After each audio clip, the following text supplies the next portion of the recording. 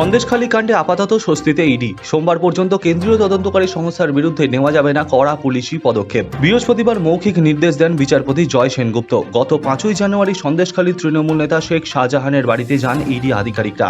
সেখানে তার অনুগামীদের হাতে আক্রান্ত হন 3 আধিকারিক। তাদের মধ্যে রামকুমার রাম নামে এক আধিকারিকের মাথা ফেটে যায়, আরও 2 আধিকারিকও গুরুতর চোট পান।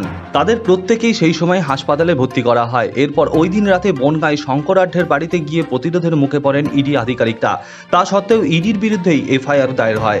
এই ঘটনায় তীব্র প্রতিবাদ জানিয়ে জনস্বার্থ মামলা দায়ের করে বিজেপি। ইডিও হাইকোর্টের দ্বারস্থ হয়। এদিন ইডি আদালতে জানায়, সন্দেশখালীর ঘটনায় মোট 4টি এফআইআর দায়ের হয়েছে। তার মধ্যে একটি মামলায় আমাদের বিরুদ্ধে অভিযোগ দায়ের হয়েছে। সংবাদ মাধ্যমের সামনে আমাদের অফিসারদের মারধর করা হয়। এসব শোনার পর বিচারপতি জয় সেনগুপ্তের মৌখিক নির্দেশ, সোমবার পর্যন্ত ইডি আধিকারিকদের বিরুদ্ধে কোনো কড়া পদক্ষেপ পুলিশ করতে পারবে না। মঙ্গলবারেই মামলার পরবর্তী শুনানি। ব্যুরো রিপোর্ট, সময়, কলকাতা।